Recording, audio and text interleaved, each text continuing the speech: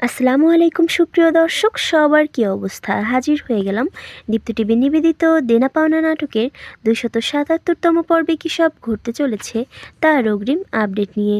এই পর্বটি কেউ মিস করবেন না, কারণ এই পর্বে আপনারা দেখতে পারবেন পল্লবকে দেখা যাবে সে এবার পাড়ির দেওয়া কাজ অনুযায়ী নাদিয়া কখন কার সাথে কি কথা বলে সেটা জানতে একটা ডিভাইস নিয়ে আসবে। এই ডিভাইসটি সে যাকে দিয়ে আনাবে সেই লোকটি পল্লবকে বলবে, ভাই খুবই সাবধান, এই ডিভাইসটি কিন্তু যার তার ব্যবহার করার কোনো অনুমতি নেই। কেউ যদি এই বিষয়ে জানতে পারে, বিশেষ করে পুলিশের লোক যদি জানতে পারে, তাহলে জেল ছাড়া আর কোনো উপায় নেই।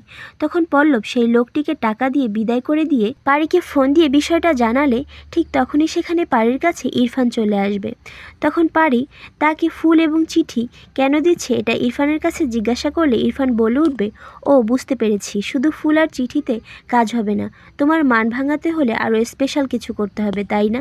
এই বলে সে পারিকে জড়িয়ে ধরলে তখন পারি তার কাছ থেকে সরে গিয়ে বলবে, ইরফান তুমি কেন বুঝতে পারছো না যে আমাদের সম্পর্কটা আর আগের মতো নেই, আমাদের ডিভোর্স হয়ে গেছে। তখন ইরফান বলবে, আমি এই ডিভোর্স মানি না, আমি এখনও তোমাকে আমার ওয়াইফ হিসেবেই মানি। একথা শুনে পারি বলে উঠবে, তুমি না মানলে কি হবে, আমি তো মানি। তুমি ঠিক বেঠিকের বোধবুদ্ধি হারিয়ে ফেলো, আমি কিন্তু হারাইনি। ওইদিকে নাদিয়াকে দেখা যাবে সে এবার ইরফানের বাবাকে বলবে, আপনি তো দেখছি আমার থেকেও ফাস্ট, আপনাকে দেওয়া প্রথম কাজটা আপনি খুবই সাকসেসফুলিভাবে শেষ করেছেন। যাই হোক, আপনার পরবর্তী কাজের কথায় আসি। আপনার পরবর্তী কাজ হলো রহমানকে আপনার বিজনেসে ইনভলভ করতে হবে। আপনাকে 2 দিনের মধ্যে রহমানকে বিজনেসের পার্টনার বানাতে হবে। আপনার কাজ হলো যত দ্রুত সম্ভব রহমানের বিশ্বাস অর্জন করতে হবে। এজন্য যদি আপনার নিজের চেয়ারও রহমানের জন্য ছেড়ে দিতে হয়, আপনাকে তাই করতে হবে। এই বলে নাদিয়াকে দেখা যাবে সে সেখান থেকে চলে যাবে। আর অন্যদিকে আপনারা দেখতে পারবেন সৌরভের বোন জুথিকে দেখা যাবে সে এবার পারমিতার সাথে কথা বলতে ইরফানদের বাড়িতে চলে আসবে। তখন জুথি বলবে, জানেন পারমিতা, আমার ভাইয়া আগে এত হাসিখুশি ছিল যে সবাইকে খুশিতে মাতিয়ে রাখতো, সেই ভাইয়া এখন কারোর সাথে বেশি কথা বলে না, সে এখন আর হাসে না। আপনি পারেন আমার ভাইয়ের হাসি খুশি লাইফটা আবার ফিরিয়ে দিতে, কি হলো পারবেন না?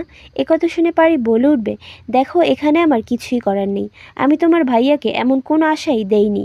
আর তোমার ভাইয়ের সাথে বিয়ের যে বিষয়টা ছিল সেটা পুরোটাই অভিনয় ছিল, আর এটা তোমার ভাইয়া খুব ভালোভাবেই জানতো।